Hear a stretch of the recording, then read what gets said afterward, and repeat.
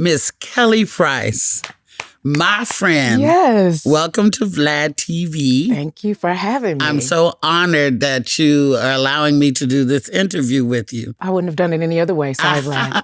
And I hope that I learn some new stuff. I know I will. Yeah, I think you will. You know? Yeah. So let's get right to it. First of all, people need to know you an East Coast girl. I am.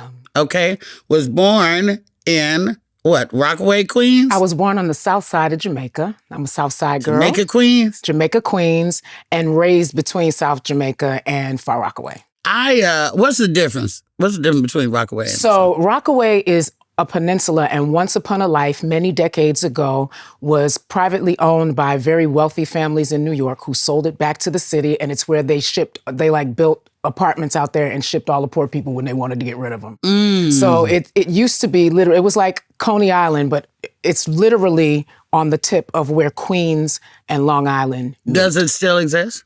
It does still exist. It has not been, they never went back in there after Hurricane Sandy and fixed it. A lot of it was destroyed again.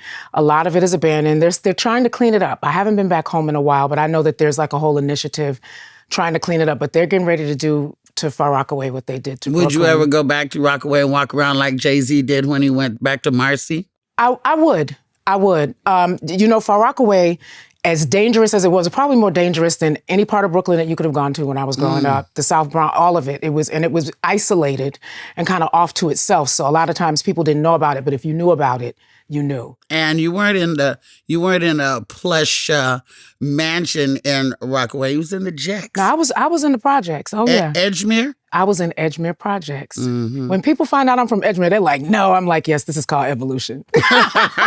For real. Now, what would you say was the hardest part of growing up in the projects? Oh. Like, okay, you have siblings? I have, yeah. So I only have one living sibling now. I lost my baby sister. So I think the hardest part of growing up in the projects really was, because it's weird, I have fond memories as well, because it was still a level of community, and people say, there were rules. You didn't mess with kids, you didn't mess with old people.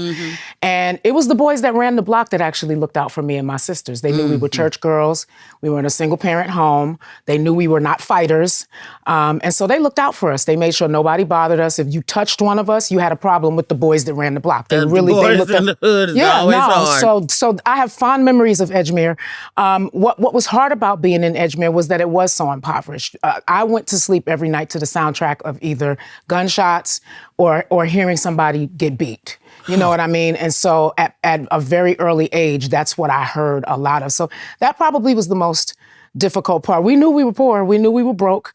We made it work. Everybody else that lived in there was poor and broke too. So. And you said you were church kid. What's your uncle? Who was a bishop? My grandfather. Yeah. Yes, my grandfather. That's my God. Anybody that knows me, and if they ever looked at my social media, they lived on my social media. I love those two old people. Yeah. And they checked out of here one behind the other. I begged my grandmother not to leave last year when she got COVID. And she hung around and literally a year later contracted COVID again and decided that she was going to be with her husband because he left at the beginning of the pandemic. Oh, I see. Isn't that something how couples, in those days, they can be married 40, 50 years. 70 one plus go, for them. And one go, the other one's out. Yeah. That's love, I guess. I don't want to love nobody like that, though. Okay.